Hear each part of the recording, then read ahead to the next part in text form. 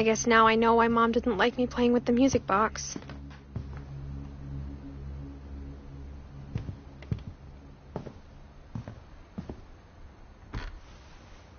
Barbara was a child star for 2 years, until America grew out of it.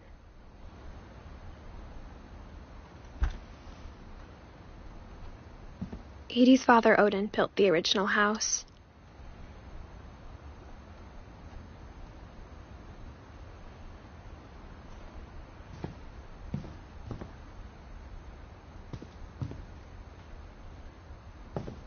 Whenever people ask me about my family, the first thing they always want to know about is Barbara.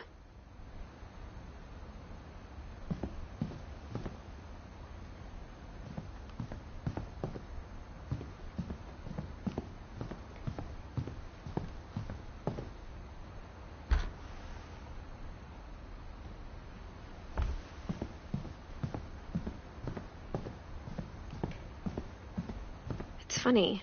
All those times I played with the music box and never found the basement key. Mom must have locked the third floor stairs on the night we left.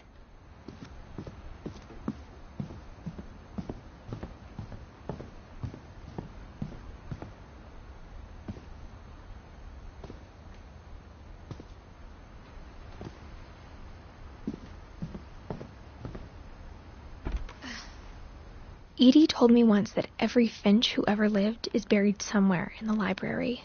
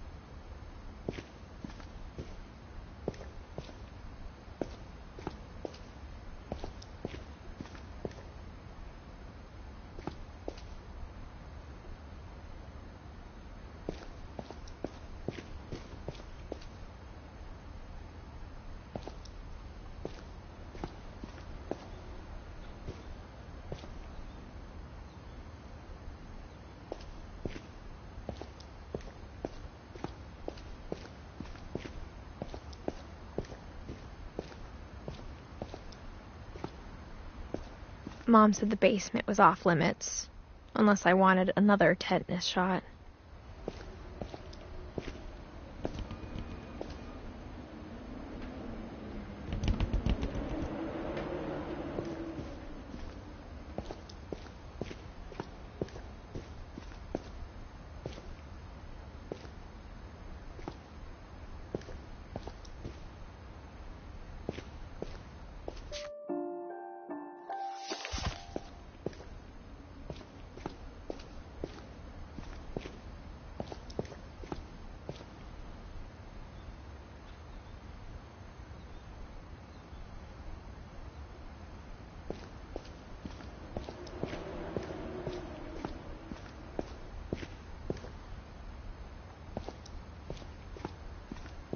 I saw Edie sneak down to the basement once, carrying packages.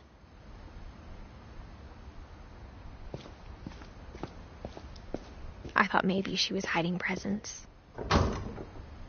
It turned out she was hiding a lot more than that.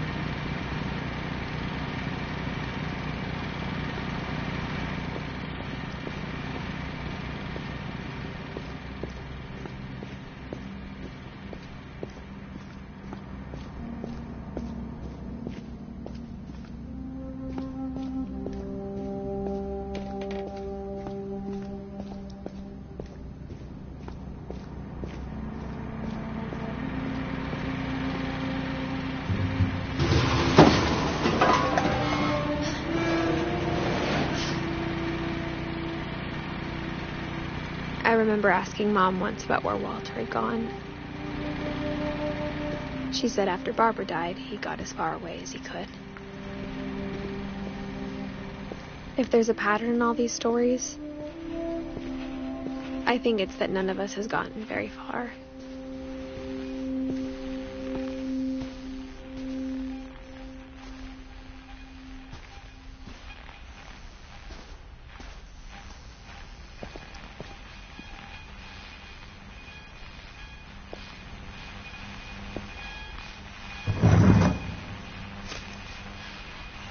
Goodbye, everyone. I can't believe I've been down here for 30 years. On that first day, after the shaking started, I didn't think I'd survive a week.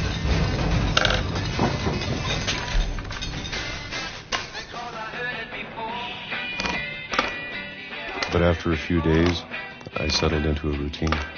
That's what kept me sane. Having a schedule, living for today. I always expected to be dead tomorrow. But if you wait long enough, you get used to anything.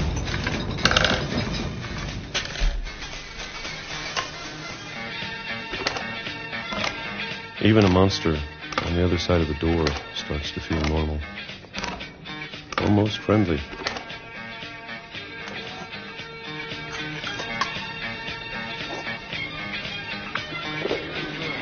And then one day, everything just stopped. Whatever that thing was, it was gone. Maybe it got tired of waiting. Or maybe I just got tired of being afraid.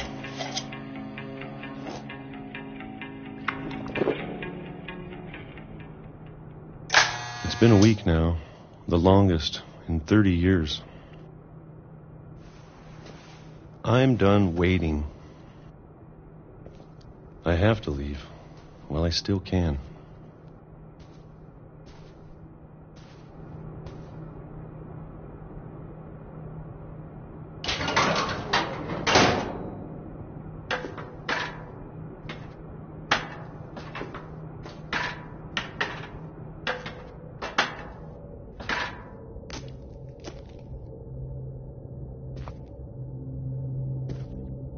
I know it's out there, somewhere.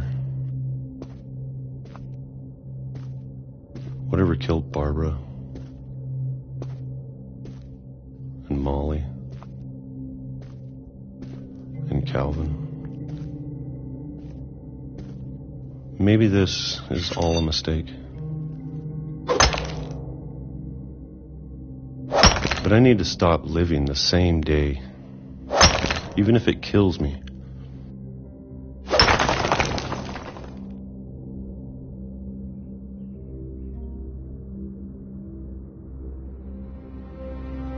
Whatever's out there, I want you to know I'm ready for it. I'm going to appreciate all of it, especially the food. I don't mind if I only have a year left,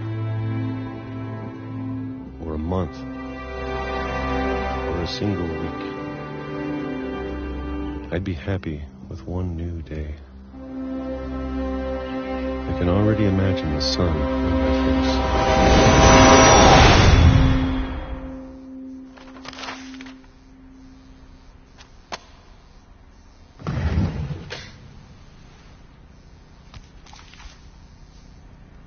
Walter died when I was 6. I can't believe my mom never told me he was down here. I'm sure my mom was trying to protect me.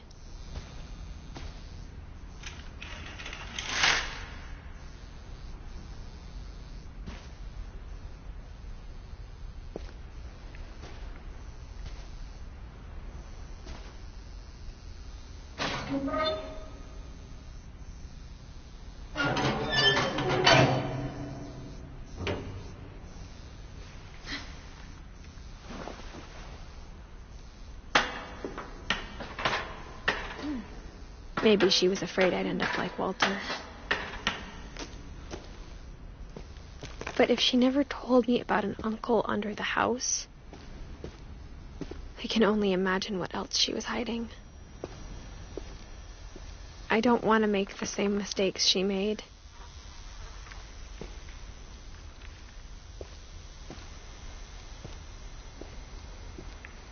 Trying to bury something that's still alive.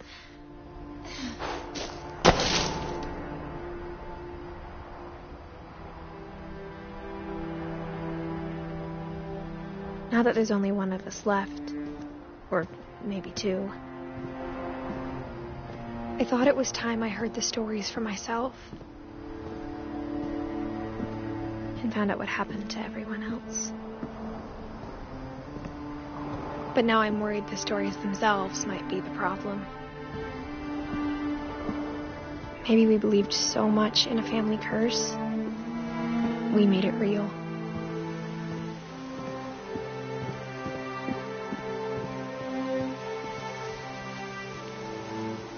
I don't know if I should even be writing this.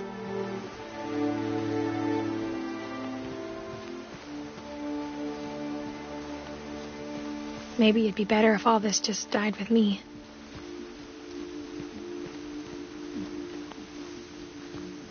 But I thought you should know about your family.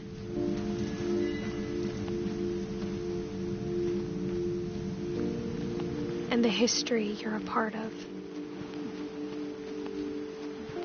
Though to be honest, I feel as lost as you probably do right now.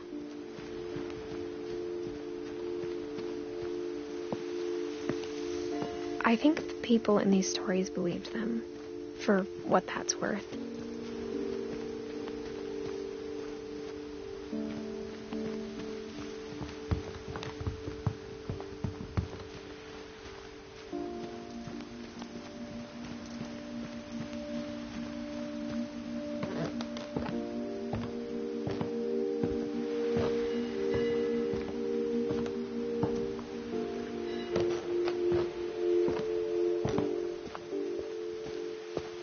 You look at the house, that history of imagination and stubbornness and madness, any of it seems possible.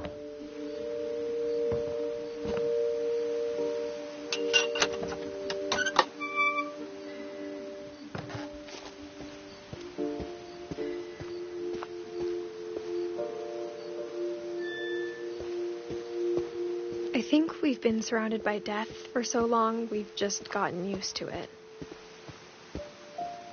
What kind of family finishes building a cemetery before starting the house?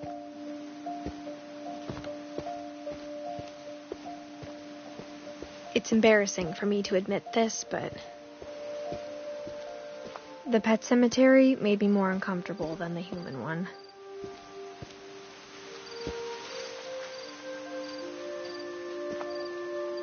Three of the gerbils are mine, and 2 had been my fault. Sven built the house, but it was Edie who designed the cemetery.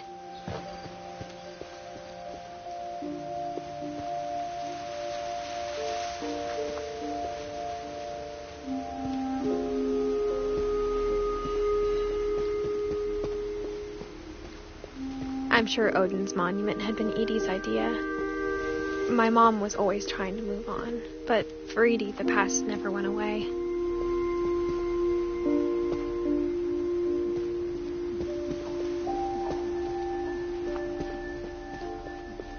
She could see it poking out of the water at low tide.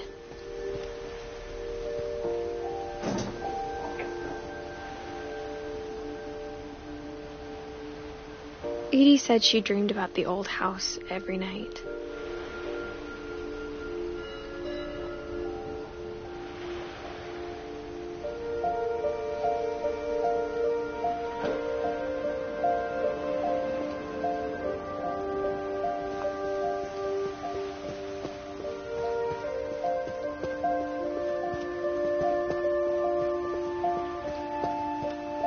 Edie's side was always easier for me to understand.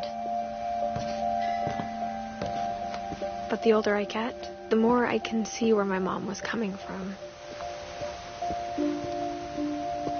Her dad had been pretty strict, but it wasn't enough to save her brothers. She was just trying to do better. She lost 2 of her brothers, just like I did. I get why she tried so hard to protect us. There's so many things I wish I could ask my mom now.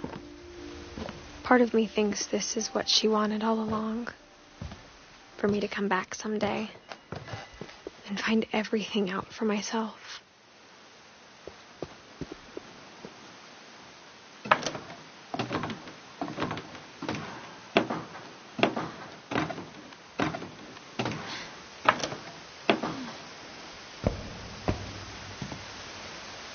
But looking back on it now,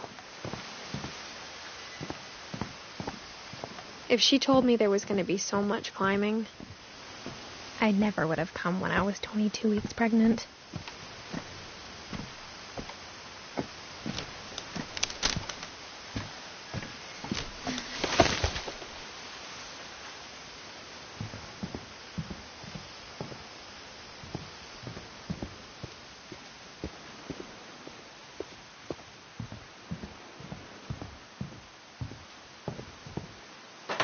I never met Grandpa Sam, but I think he and my mom had a lot in common.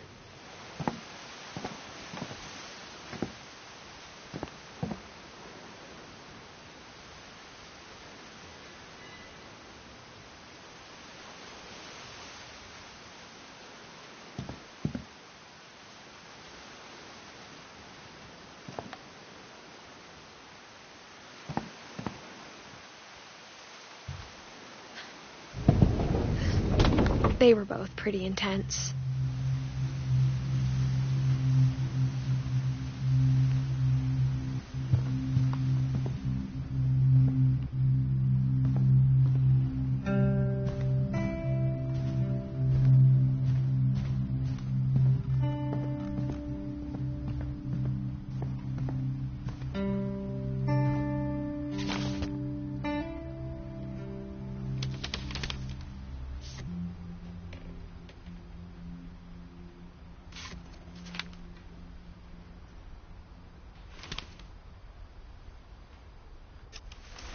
Dawn, I promise, you'll never forget this weekend. Yes, sir. These memories are going to last a lifetime. Mm-hmm.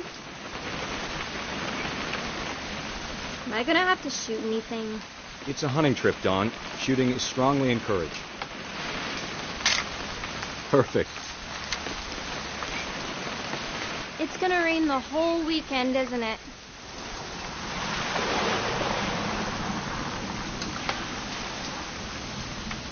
Please just take the damn picture. Hey, language.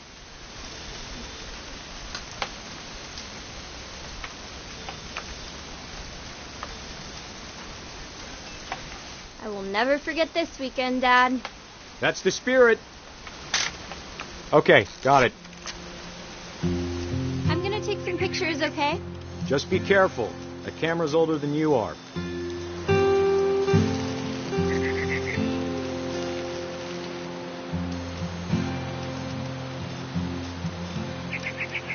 You're right, Dad. It's starting to clear up. Aw. Still freezing, though.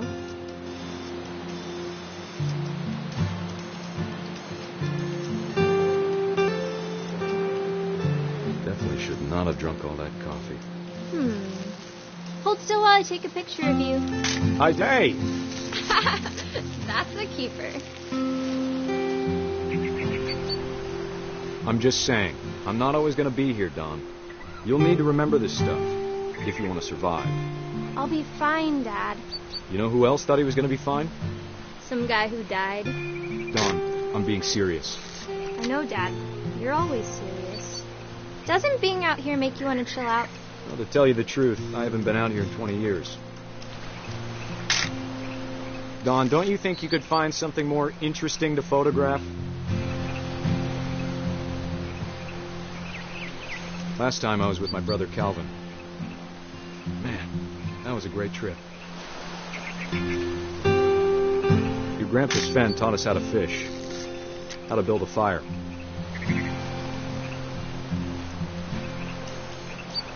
Dad! Hi. eyes, Don. Before you take the shot, let me get a picture of you.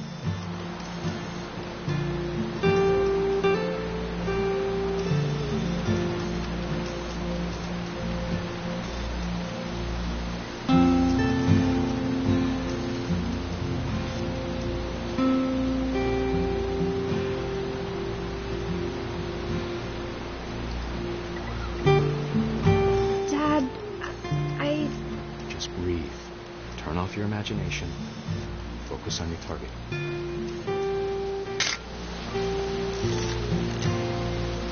Let me get behind you. Do I have to do this? Dawn, you don't have to do anything. But if you want to survive, you'll need to be strong.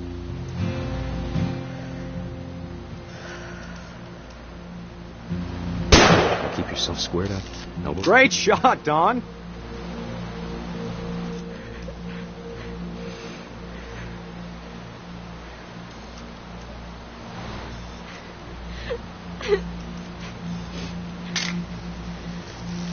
I'm proud of you, Dawn. Always remember that, okay? Dad, it's twitching. I think That's it's totally normal, Dawn. Just focus on the camera. Try not to think about... Dad!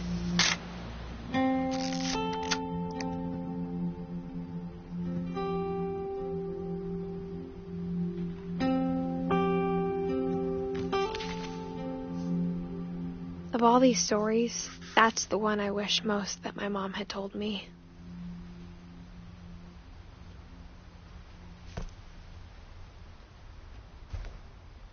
Sam spent his life shooting photos, but Mom said he got nervous being in front of the camera. I guess we're all afraid of something.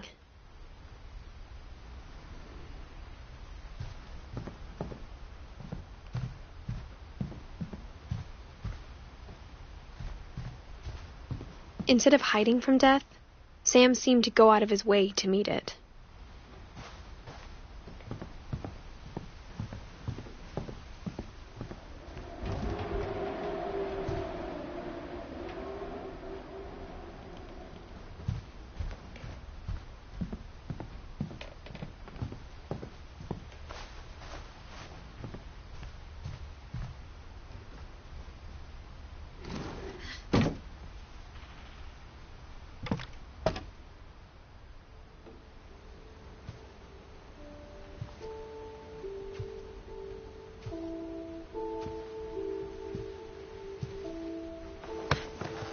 After Sam died, my mom and Edie got really close.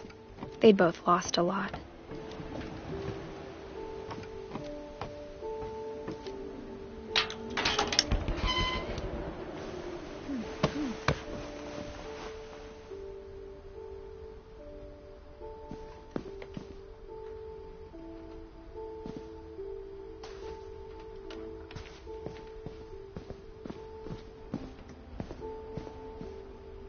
I can't imagine my mom ever writing poetry, and yet...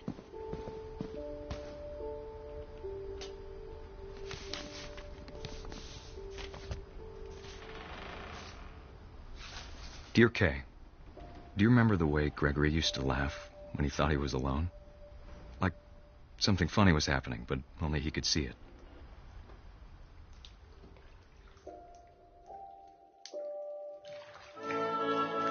I think he saw things the rest of us don't.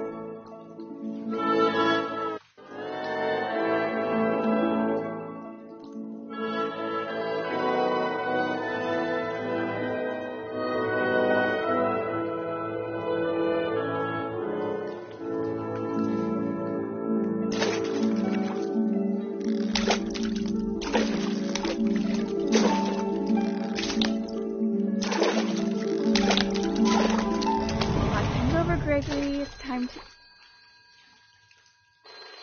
Hold on, sweetie. Hello? Sam, I told you I don't want to talk right now. I wonder what he saw. What his world is like.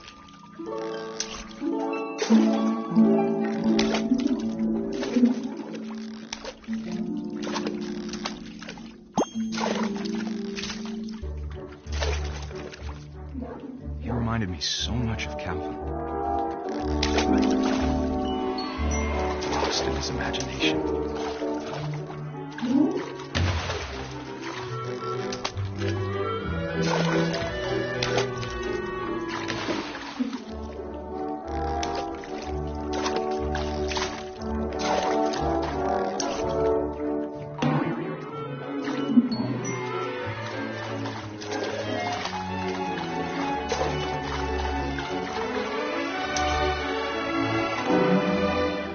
How silly it sounds.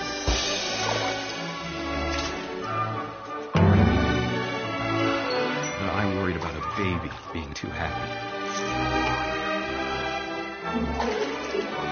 But I could feel her slipping away. Sorry about that, Gregory. I know you did everything you could. Maybe if I hadn't called that night. Damn it. Hold on, I don't want Gregory to hear this.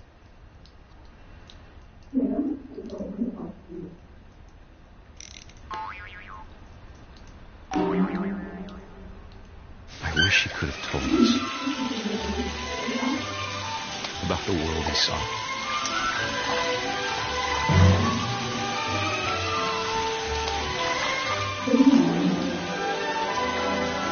There's so much I don't understand about Gregory, about everything.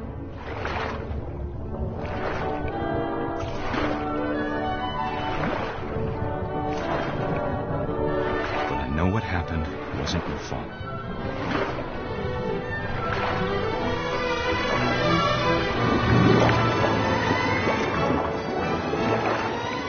I'm sure it's happened.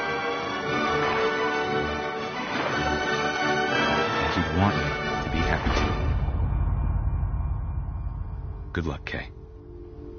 Love, Sam.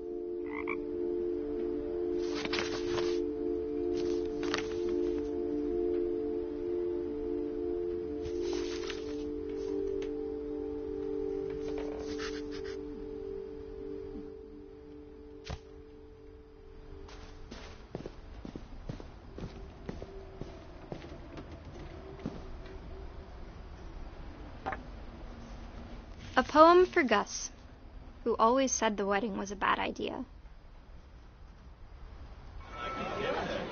Our father never hit us kids, at least not very hard, before the day my brother said with teenage disregard that he'd be dead before he'd see a wedding in our yard.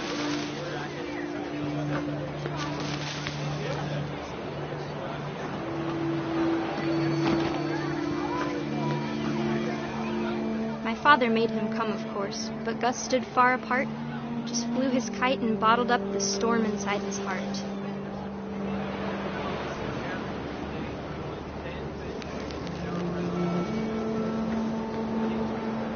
I tried to talk him out of it, but though he'd never met her, we don't need a stepmom, were the words that I now pronounce you husband and wife.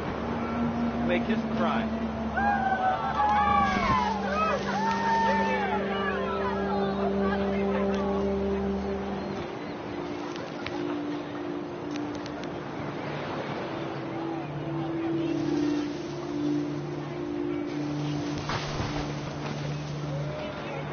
When the time for photos came, Dad ordered him to come here.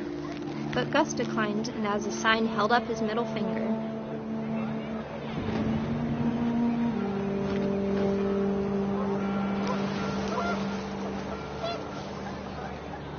The wind picked up, and panicked geese appeared and quickly went. But all the humans did that day was go inside the tent.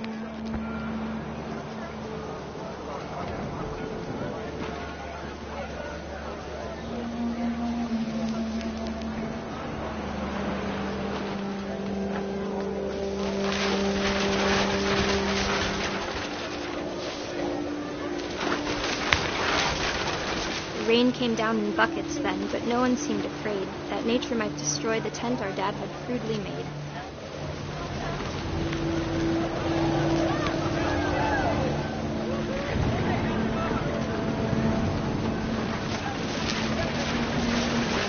The Thunder sounded much too close and full of angry power.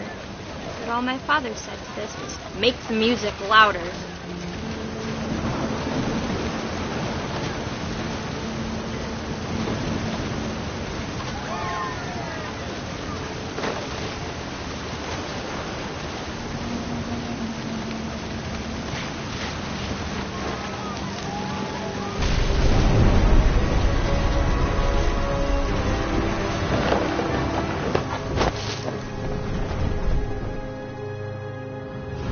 I wish that I could truly say I thought about you on that day.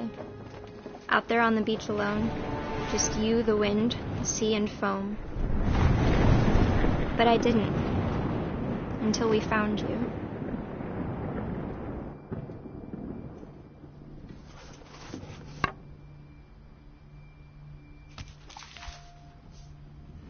She never talked about him, but Mom told me once if I was a boy, they were going to name me Gus.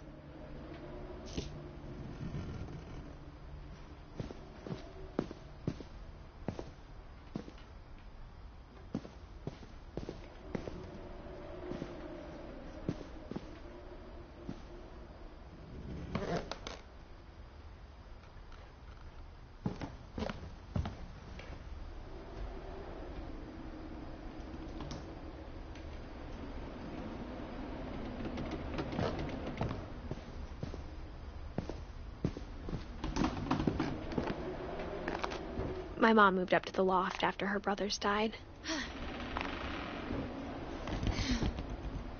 At the time, it was as far away as she could get.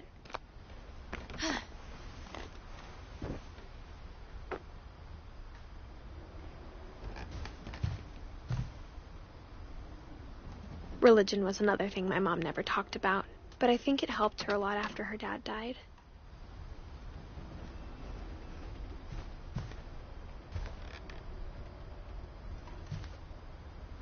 She spent a summer building houses in Calcutta, where she met my dad, Sanjay.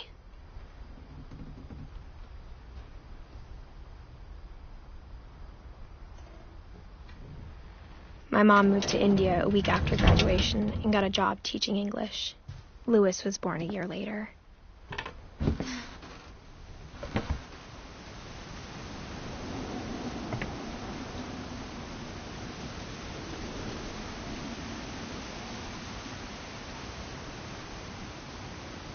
When my dad died, I don't think Mom knew where else to go.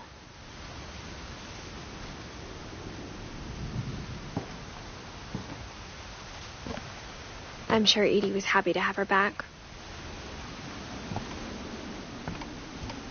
And to see kids in the house again.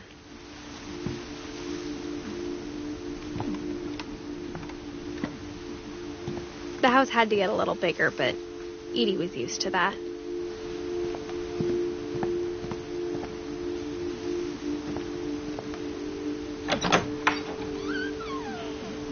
And for a while, things were good.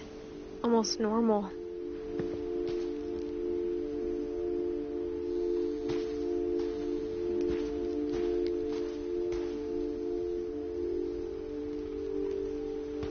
But it didn't last.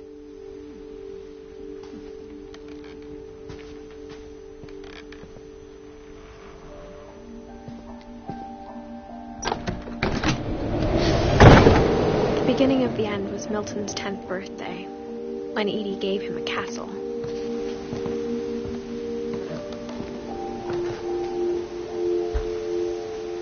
After Milton disappeared, the only thing he left behind was a room full of paintings.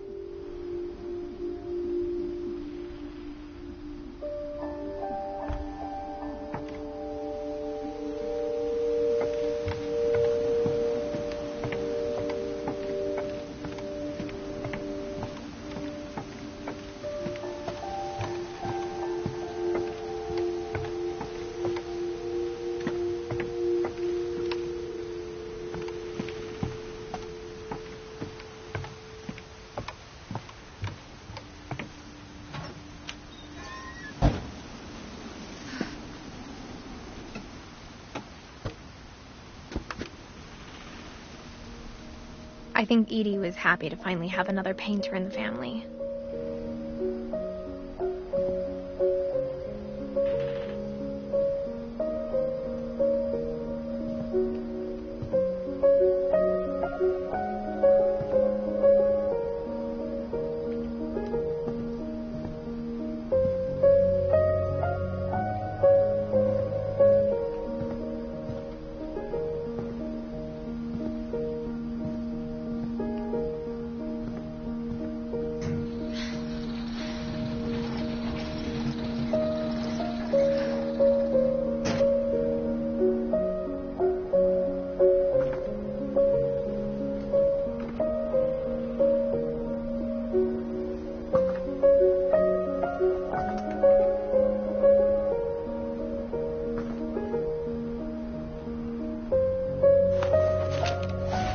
Milton Finch in The Magic Paintbrush.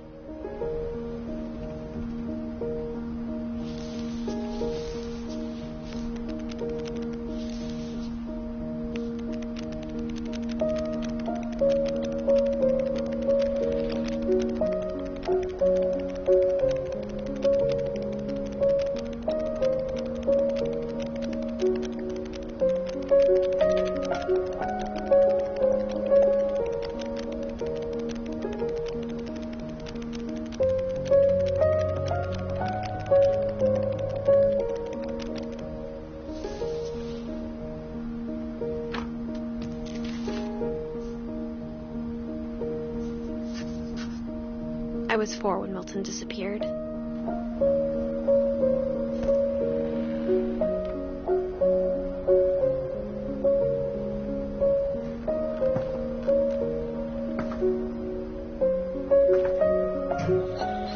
Mom spent months searching for my brother.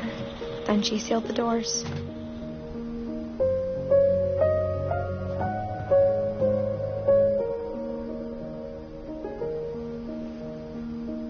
Whatever Milton had found in the house, Mom didn't want it getting out.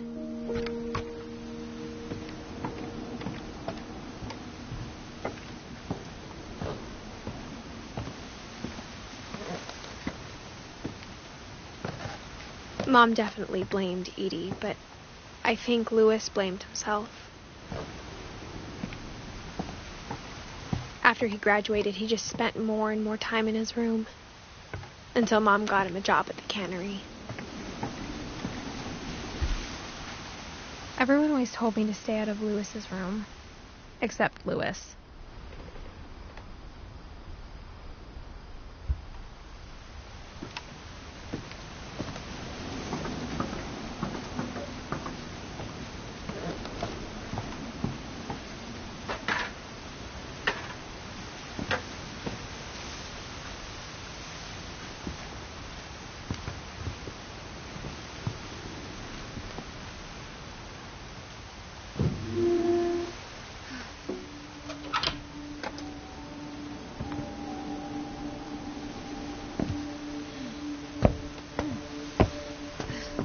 Louis's room smelled very, very familiar. That part of him lived on.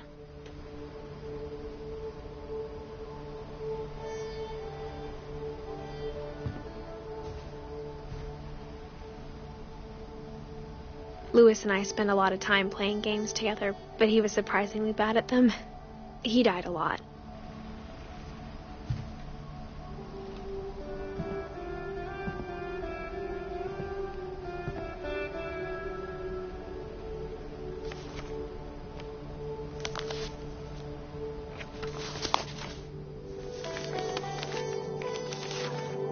Dear Mrs. Finch, as Louis's psychiatrist, I can understand your desire for an explanation. As I see it, the trouble began in January, shortly after we convinced your son to seek treatment for substance abuse. Newly sober, I believe Louis first noticed the monotony of his daily life.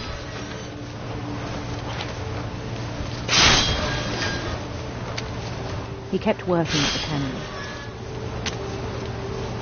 but he withdrew part of himself. In our sessions, I saw the same behavior. His mind began to wander. I asked him to describe it. He said he started small, imagining a labyrinth. He'd feel his way about. Then something moved. Bats. And toads. And things that had not names. He knew it was all in his head. But he took it very seriously. I had hoped he'd find himself.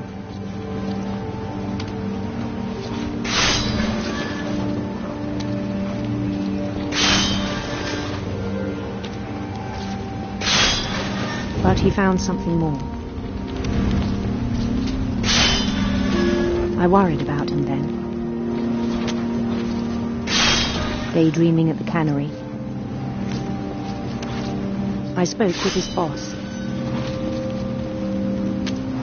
But he said Lewis had become a model employee. Methodical, tireless, focused. Like a whole new Lewis. So I let him go on.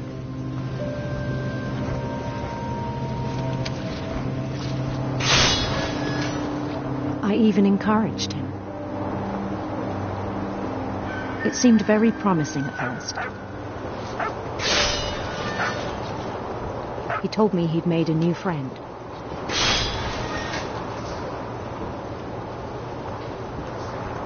On the edge of a city he named Lewis-topia. He built the city up slowly, brick by brick. Then he made musicians.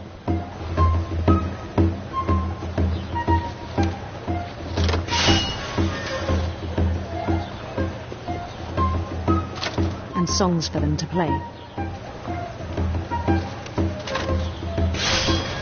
He talked about starting a band. And he was always humming something. Every day his imagination grew stronger.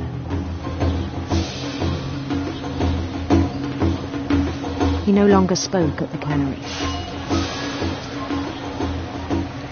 But his chopping was as reliable as ever. Then one day it struck him that all the cheering crowds, even the stones under his feet, were all in his imagination, so he could do whatever he wished.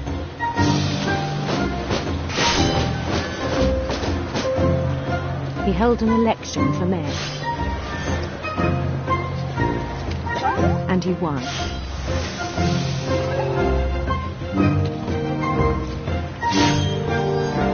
They begged him to stay, but his mind was already wandering.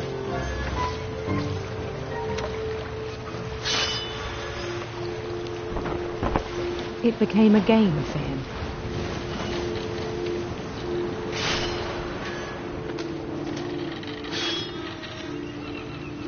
He'd conquer a city, then immediately push on. New Louisville.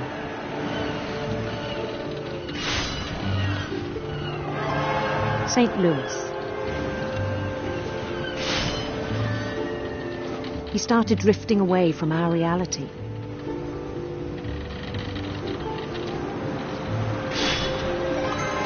Minneapolis, until one day he forgot to go home from the cannery. Even as his mother pleaded with him, part of Lewis kept sailing on.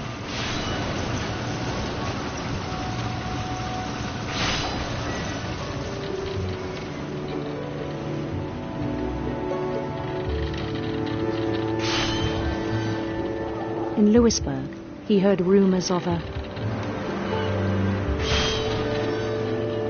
handsome queen.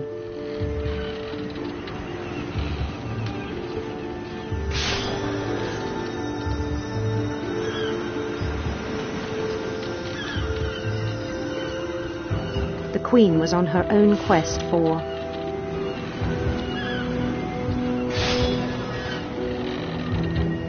sinister serpents.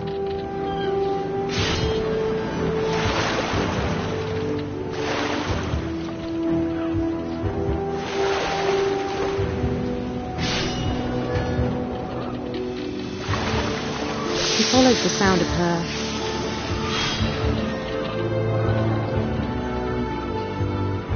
silver harp.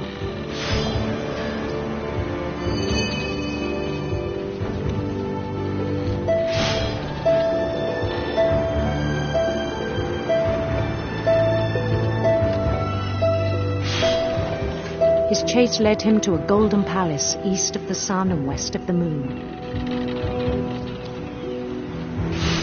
Even then, his logic remained sound.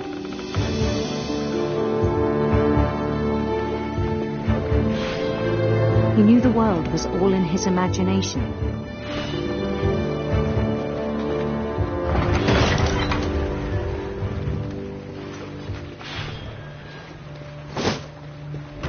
but he was so proud of having created it.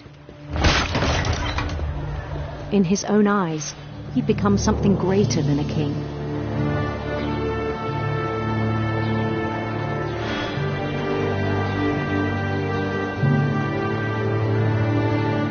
For someone who'd never known success in the real world, I think it was overwhelming. And then it struck him that the real Louis was not the one chopping salmon, but the one climbing the steps of a golden palace.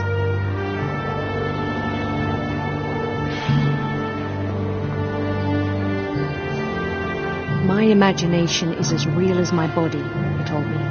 It was hard to argue with him.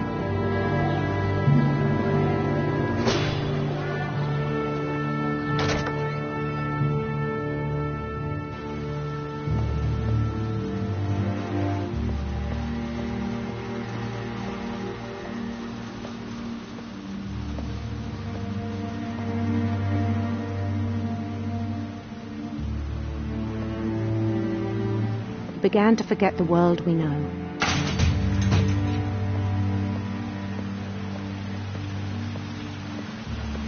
I think it pained him to remember Louis, the cannery worker.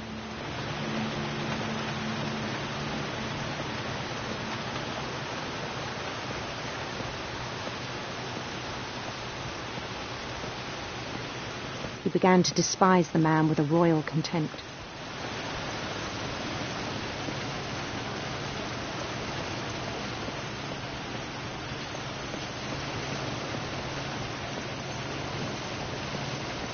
I still thought I could save him.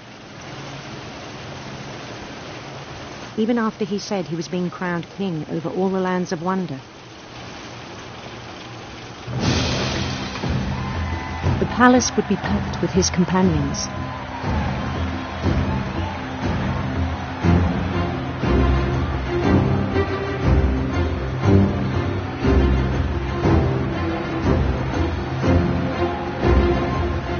Including the wise Calico who insisted on advising him.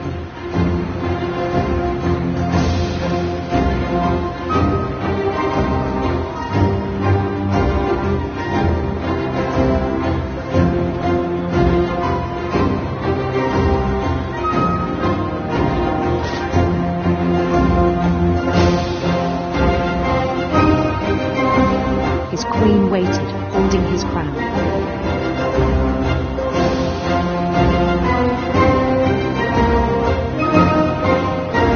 There was only one thing left to do.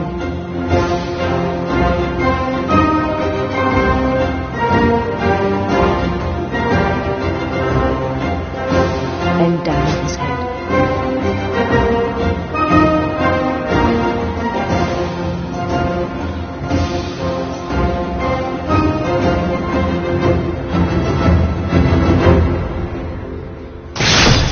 And the rest I think you know. Mrs. Finch, your son was a kind man who will be missed by all of us who knew him.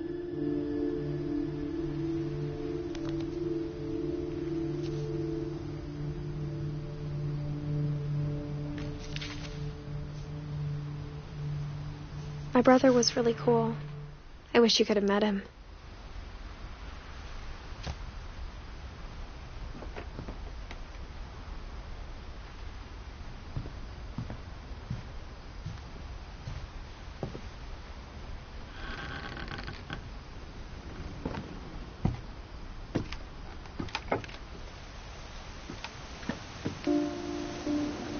On the way back from Louis's funeral, my mom told me to start packing. She waited until the day before we left to tell Edie.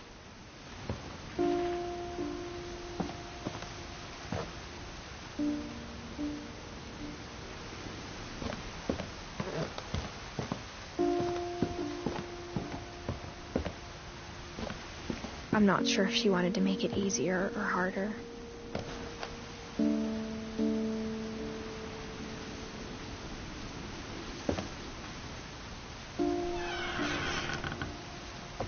I wish we'd stayed.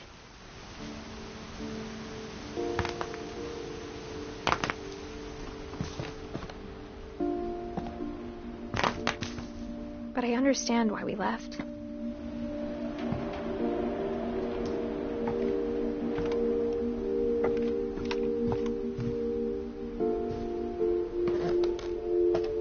mom ended up leaving everything behind.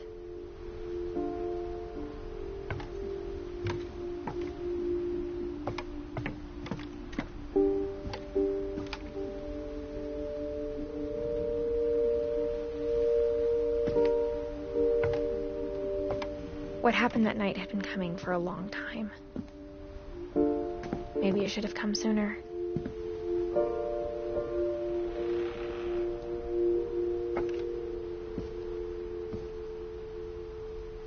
But it had to end one way or another. All that's left now is to tell you about that last night.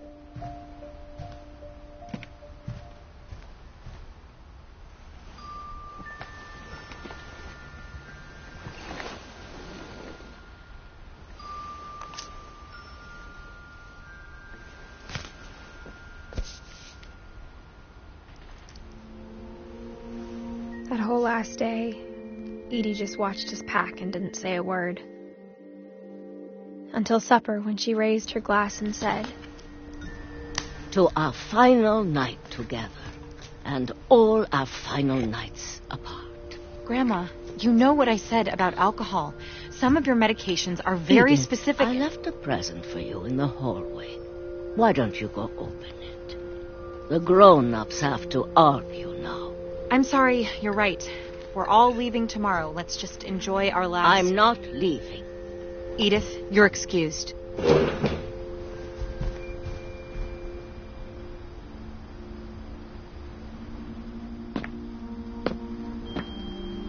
The power had been shut off that morning, but Edie always had plenty of candles. When my mom sealed the library, I don't think she knew about the other entrance, or that Edie had a key to it.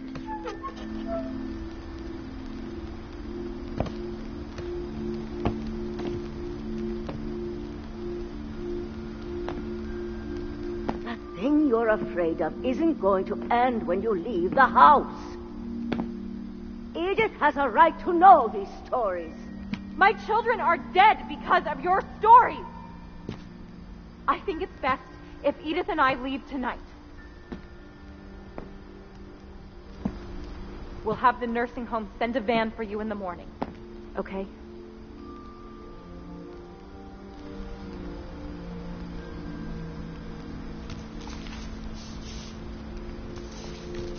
Dear Edith, there's so many stories I wish I could tell you, but there's only time for one. This is about what happened on the night you were born. That night, the tide went way, way out. It was the first and last time I ever saw the old house aground. There'd been an earthquake out in the middle of the ocean. They called it the lowest tide in 1,000 years.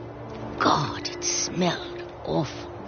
You know, I've seen that house every day of my life. But I never thought I'd go back to it. When the fog rolled in, I lost my way.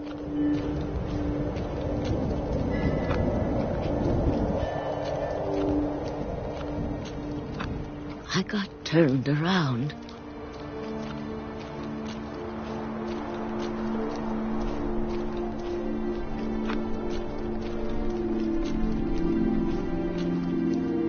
I started seeing things.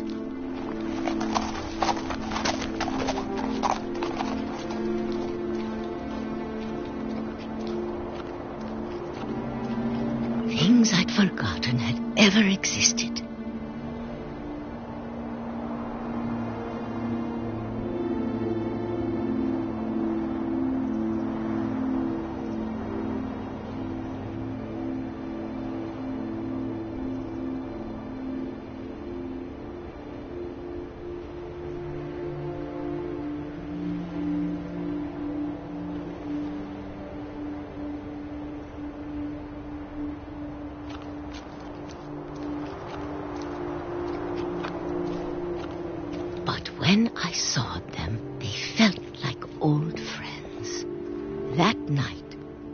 lot of things came back to me. Or maybe I came back to them.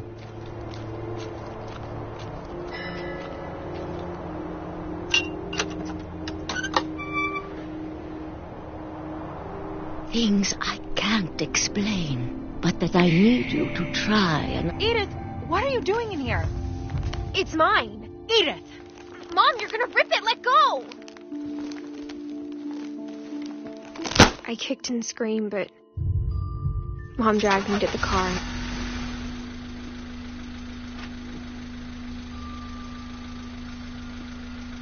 I never saw Great-Grandma Edie again. The next morning, the band came to pick her up, but she was already gone. After that, we moved around a lot.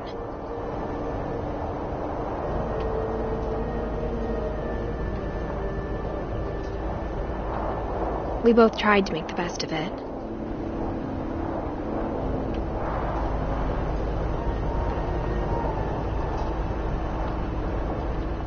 A few years went by.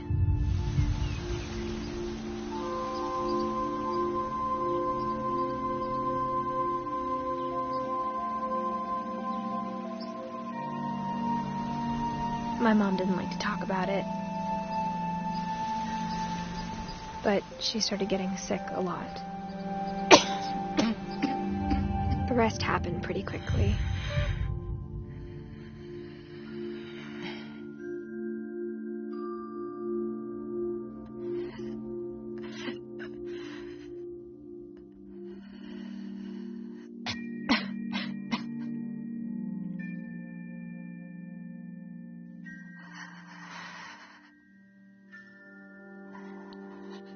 She got better for a while, and then she didn't.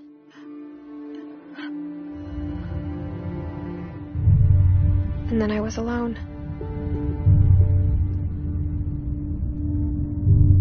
The last Finch left alive.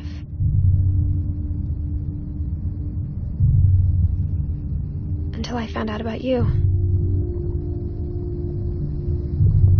I'm still not sure what to tell you about all this. If we lived forever, maybe we'd have time to understand things. But as it is, I think the best we can do is try to open our eyes. And appreciate how strange and brief all of this is.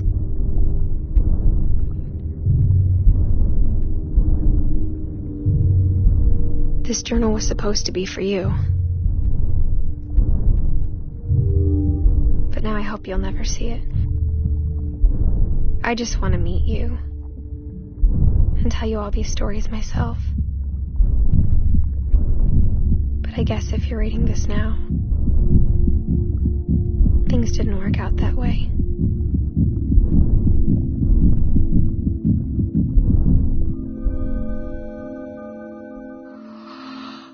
This is where your story begins. I'm sorry I won't be there to see it.